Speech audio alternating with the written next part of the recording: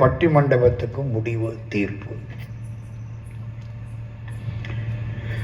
தாகூர் தூங்குற பொழுது கனவுல கடவுள் வந்தார். நாளைக்கு மத்தியானம் 1 மணிக்கு உங்க வீட்டுக்கு வர்றேன் அப்படின்ட்டு மறைஞ்சிட்டார். தாகூருக்கு ஆச்சரியம். நாளை மத்தியானம் 1 மணிக்கு நம்ம வீட்டுக்கு கடவுள் வரப்போகிறார். உடனே எந்திரிச்சார், வீட்டை சுத்தம் பண்ணினார், நல்ல படங்களை மாட்டினார், விளக்கை எடுத்து வச்சார், விளக்கை ஏத்தினார், மலர்கள் பூ எல்லாம் பண்ணிட்டார். 1 மணிக்கு கடவுள் வர்றேன் இருக்கார். 12 மணி ஆச்சு. வாசக்கதவை திறந்து வச்சுட்டு உட்கார்ந்து இருக்கார் தாகூர். கடவுள் வரப்போறார். எப்படி வருவார்? ரிஷப வாகனத்துல வருவாரா, இல்ல மாணிக்க வாசகருக்கு வந்த மாதிரி குதிரை வாகனத்துல வருவாரா, இல்ல முருகப்பெருமான் மாதிரி மயில் வாகனத்துல வருவாரா? ஒரு காலம் எரும மாட்டுல வர மாட்டாரு. புரியுதா? எதுல வருவாரோ தெரியலையே. அப்படியே உட்கார்ந்து இருக்கார். 12 மணி. கர்ப்பிணி பெண்ணு, வயிற்றுல பிள்ளை, அசைய முடியல, ரொம்ப கஷ்டம். 9 மாசம். குழந்தை பிறந்துருமோன்னு தோணுது. வந்து வாசப்படியில உட்கார்ந்தா, சாமி கொஞ்சம் தண்ணி கொடுங்க சாமி. தாகூர் கொடுக்கணுமா வேண்டாமா? ஐயோ, இங்க வந்து உட்கார்ந்துட்டியே, கடவுள் வரப்போறார், குழந்தை பிறந்துட்டா தீட்டு, கடவுள் வரமாட்டார், எந்திரிச்சு போ. சாமி ரொம்ப கஷ்டமா இருக்கு, இறக்கி வைக்க முடியாத சுமை, எனக்கு 1 டம்ளர் தண்ணி கொடுங்க சாமி, கொஞ்ச நேரம் உட்கார்ந்துட்டு போறேன். ஒரு பெரம்பு எடுத்தார், போட்டாரு கால்ல 1 அடி. போ, எந்திரிச்சு போ. இவ்வளவு காலமா வராத கடவுள் இப்ப வரப்போறார், நீ வயிற்றுல பிள்ளையோட வந்து நிக்கிற. ஒரு பொண்ணு எப்ப ரொம்ப அழகா இருப்பா தெரியுமா? 2 பெண்கள் இங்க உட்கார்ந்து இருக்கிறாங்க. ஒரு பொண்ணு எப்ப ரொம்ப அழகா இருப்பா தெரியுமா? வெட்கப்படுற போது அழகா இருப்பா. இந்த வெட்கம்னு ஒண்ணு இருந்துச்சு தெரியுமோ? நான் என்ன பண்றது? 2வது வயிற்றுல பிள்ளை இருக்கிற போது அழகா இருக்கா. கடவுளுக்கு சமானம். குடியிருந்த கோயில் சொல்றமா இல்லையா? 1 அடி காலில் அடிச்சாரு, போ. அந்த பொண்ணு எந்திரிச்சு தட்டு தடுமாறி போயிடுச்சு. 12.15. ஒரு குஷ்டரோகி, அழுகி போச்சு உடம்பு. அதுக்கு பேரு தொழுநோயின்னு பேரு. ஏன் தெரியுமா அதுக்கு தொழுநோயின்னு பேரு வச்சா? எல்லா நோய்களும் அதை தொழுவான். அப்போ உன்ன மாதிரி பாடுபடுத்துற ஆளு யாரும் இல்லடா. தொழுநோய். உடம்பெல்லாம் அழுகி போச்சு. வந்து உட்கார்ந்தான். ஐயோ, கடவுள் வரப்போறார், உன்னை பார்த்தா அவர் ஓடி போயிடுவார், போ. சாமி ரொம்ப கால் வலிக்குது, கொஞ்ச நேரம் உட்கார்ந்துட்டு போறேன், என்னமாவது சோறு கிடைக்கும். சோறாவது 1வது, நீ உட்கார்ந்ததே தப்புங்கிற, சோறு வேற கேட்கிற. எந்திரிக்க முடியல சாமி. பெரம்பு எடுத்தானா, போட்டான் முதுகுல 1 அடி. சுளின்னு. சாமி அடிக்காது, போ. எந்திரிச்சு போயிட்டார். 12:50. கடவுள் வரப்போறார். இன்னும் கொஞ்ச நேரம். ஒரு 90 வயசு கிழவன் தள்ளாடிக்கிட்டு வர்றான். உட்கார்ந்தான். அப்பா வெயிலுக்கு நல்லா இருக்கு. ஏய் எந்திரியா. கிழவன் உட்கார்ந்து இருக்கிற, செத்துக்கிட்டு போயிட்டீங்கன்னா தீட்டு, கடவுள் வரமாட்டார், ஓடிடுவார், போ. ஐயா முடியல, ரொம்ப கஷ்டமா இருக்கு, கொஞ்ச நேரம். கிடையாது, போ. நீ என்ன கேட்டாலும் கிடையாது, உட்கார கூடாது. தலையில் அடிச்சான் 1 அடி. அவரு வாங்கிக்கிட்டு போயிட்டார். 1 மணி ஆச்சு, கடவுளை காணோம். 1:15 கடவுள் வரல. 2 மணி கடவுள் ஏமாற்றி விட்டார். இன்னைக்கு கடவுள் ஏமாற்றி விட்டார். மனுஷன்தான் வர்றேன்ட்டு வராம போயிடுவேன். கடவுள் ஏமாற்றி விட்டார். நல்ல ராத்திரிக்கு படுத்து தூங்கினாரா, கனவுல கடவுள் வந்தாராம். தாகூர் கேட்டாராம், என்ன நீ கனவுல மட்டும் வர, நனவுல வரமாட்டேங்கிற? 1 மணிக்கு வர்றேன்னு சொன்ன, ஏன் வரல? அப்பனே 12 மணிக்கே வந்தேன், வயிற்று புள்ளக்காரி காலில் அடிச்சேன். அதுக்கப்புறம் குஷ்டரோகியா வந்தேன், முதுகில் அடிச்சேன். வயசான கிழவனா வந்தேன், பாவி தலையில் அடிச்சேன். கேட்டேன், தண்ணி கேட்டேன், சோறு கேட்டேன், ஒன்னும் கொடுக்கல. போ, நான் உங்ககிட்ட வரமாட்டேன். முடிஞ்சு போச்சு. தீர்ப்பு புரியுதா புரியலையா? புரியுதா புரியலையா? தெளிவாவே சொல்றேன், தெளிவாவே சொல்றேன். பக்தி தேவை. பக்தி இல்லைன்னா தொண்டு பண்ணிட்டு நான் தான் பண்ணினேன். பக்தி உள்ளவன் கடவுள் பண்ணினாரு, நான் ஒரு கருவிம்பா. இப்ப இவ்வளவு நேரம் நான் பேசுறேனே, நான் பேசுறேனா முருகன் பேசுறானா? அவன் பேசுறான். அவன் நிறுத்தி விட்டான்னா என்னால ஒன்னும் பேச முடியாது. சிவாஜி கணேசன் நல்லா பாடினாருங்கிறீங்களே, சிவாஜி கணேசனா பாடினாரு? TM சௌந்தரராஜன் பாடினாரு. இவர் வாய சச்சார். நீ பேசணும்னா கடவுள், நீ பாடணும்னா கடவுள் இருக்கணும், அடுத்தடி எடுத்து வைக்கணும்னா இறைவன் அருள் வேண்டும். இது பக்தி. இது இருந்துட்டா தொண்டு பண்றவனுக்கு திமிரு வராது. நாம் பண்ணனேன், நாம் பேசினேன், நான் தான் எல்லாம் வராது. அதனால பக்தி கட்டாயமா வேணும். சரி, தொண்டு நல்லா சொன்னாங்க இந்த கட்சியில. தொண்டு எப்படி தெரியுமா?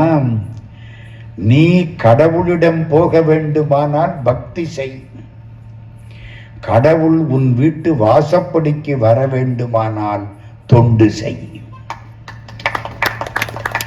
இந்த 63 பேர் கோயில்ல வரிசைக்கு நிக்கிறாங்களே, 63. அவங்க வரலாற்றை எல்லாம் சேக்கிழார்னு ஒருத்தர் எழுதினாரு. அந்த நூலுக்கு பேர் தெரியுமா? திருத்தொண்டர் புராணம்.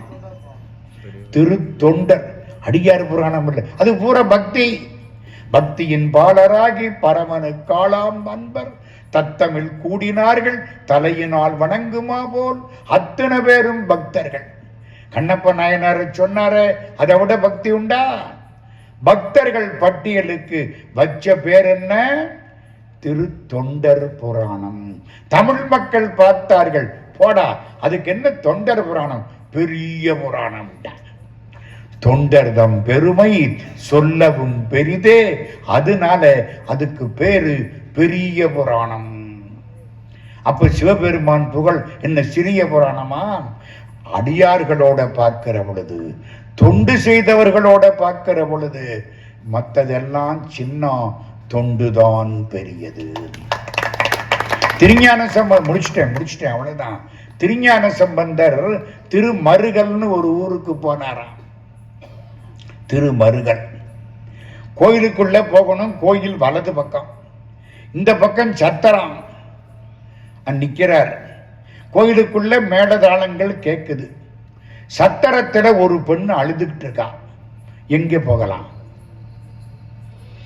நம்ம கோயிலுக்கு போவோமா, பொண்ணு அழுகிற இடத்துக்கு போவோமா? கோயிலுக்கு போனா பிரசாதமாவது கிடைக்கும். இந்த பொண்ணு அழுகிற இடத்துக்கு போய் நமக்கு என்ன லாபம்? திருஞான சம்பந்தர் கோயிலுக்கு போகல, இந்த பொண்ணு அழுது இடத்துக்கு வந்துட்டார். யாரம்மா, ஏன் அழுற? கூட்டம் பின்னால கூடி நிக்குது. அந்த பொண்ணு என்ன சொல்லுது? எங்க அப்பா வைப்பூர்ல தாமன் செட்டியார்னு பேரு, 7 பொண்ணு அவருக்கு. அந்த காலத்துல 7 பொண்ணுக்கும் டிமாண்ட் அதிகம். அந்த காலத்துல எப்படி தெரியுமா? பொண்ணுக்கெல்லாம் பணம் கொடுத்து கல்யாணம் பண்ணி கூட்டிட்டு போவான். Demand and supply theory. பெண்கள் தொகை குறைவு, ஆண்கள் தொகை அதிகம். அதனால பொண்ணுக்கு பணம் கொடுத்து கூட்டிட்டு போவான். மூத்த பொண்ணுக்கு ஒரு டாக்டர் 50 லட்சம் கொடுத்து கல்யாணம் பண்ணிக்கிட்டு போயிட்டார். எங்க அப்பாவுக்கு 7 பொண்ணு. எங்க அத்தை ஒருத்தி இருந்தா, அத்தைக்கு ஒரு பையன். எங்க அப்பாட்ட அத்தை கேட்டா, உன் பொண்ணுல ஒரு பொண்ணை என் பையனுக்கு கல்யாணம் பண்ணி வச்சு விளக்கேத்த சொல்லு. அது என்ன, மருமகள் வந்தாத்தான் விளக்கு எரியுமோ தெரியல, விளக்கேத்த சொல்லு. அப்பா ஒத்துக்கிட்டார். அத்தை இறந்து போயிட்டா. எங்க அப்பா ஒவ்வொரு அக்காவா கல்யாணம் பண்ணி கொடுத்தார். 6 பொண்ணு முடிஞ்சு போச்சு. நான் தான் 7வது பொண்ணு. எங்க அத்தான்னா யாரு? அத்தையினுடைய மகன். அவன் அழுதுகிட்டு உட்கார்ந்து இருந்தான். நான் அவன்கிட்ட வந்தேன். இந்த பாரு, எப்போ அத்தைக்கு அப்பா வாக்குறுதி கொடுத்தாரோ 1 பொண்ணு உனக்கு சொந்தம். இப்போ 6 பொண்ணு கணக்கு முடிஞ்சு போச்சு. நான் தான் மிச்சம். நான் உனக்கு சொந்தம் சொல்லி அவனை கூட்டிக்கிட்டு வந்தேன். ராத்திரி இங்கே வந்தோம். எனக்கு தாலி கட்ட சொல்லி கூட்டிக்கிட்டு வந்தேன். கோயில் சாத்தி விட்டாங்க. சத்திரத்தில் படுத்து கிடந்தான். அந்த பக்கம் அவன் படுத்து கிடந்தான், இந்த பக்கம் நான் படுத்து கிடந்தேன். இன்னும் கல்யாணம் பண்ணலை, அதனால 2 பேரும் பக்கத்துல படுக்க கூடாது. அவனை தீண்டாம நான் படுத்து கிடந்தேன். ராத்திரி பாம்பு தீண்டி செத்து போயிட்டான். பாவ தீண்டல, பாம்பு தீண்டி விட்டது. அவள் தீண்டவில்லை, அரவு தீண்டி விட்டது. செத்து போயிட்டான், இறந்து கிடக்கிறேன். நான் இப்படி அழுதுகிட்டு இருக்கிறேன். நான் தூய்மையானவள்னு சொன்னா கூட யாரும் நம்புவாங்களான்னு தெரியல. ஓன்னு அழுதா அந்த பொண்ணு. திருஞான சம்பந்தர் கதையை கேட்டார். கவலைப்படாதே, நான் பார்த்துக்கிறேன். சிவபெருமானே, சடையாய் என்னும்மால், சரண்ணி என்னும்மால், விடையாய் என்னும்மால், வெறுவா விடுமால், மடையார் குவளை மலரும் மருகல் உடையாய் தகுமோ இவளும் மெலிவே. உன்னை பார்த்து சடையை உள்ள பெருமானேன்னு கூப்பிடுறா. நீதான் சரண் என்கிறாள். மெலிந்து போனாள். இவளை பார்த்து நீ சும்மா இருக்கலாமாம். சிவபெருமானே, இப்படி உன் கோயிலுக்கு வர்றவங்களுக்கு துன்பத்தை கொடுத்தால் நாளைக்கு உன் கோயிலுக்கு யாரு வருவா? மழுவாள் உடையாய் மருகல் பெருமான் தொழுவாள் இவளை துயராக்கினையே.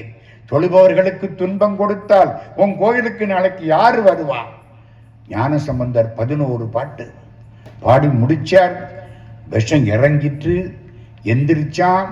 2 பேரையும் உள்ள கூட்டிக்கிட்டு போய் கல்யாணம் பண்ணி வச்சார். சிவபெருமான் கேட்டார், ஏன்பா கோயிலுக்கு வராம ஏன் அங்க போனேன்? ஞானசம்பந்தர் பதில் சொல்லவில்லை.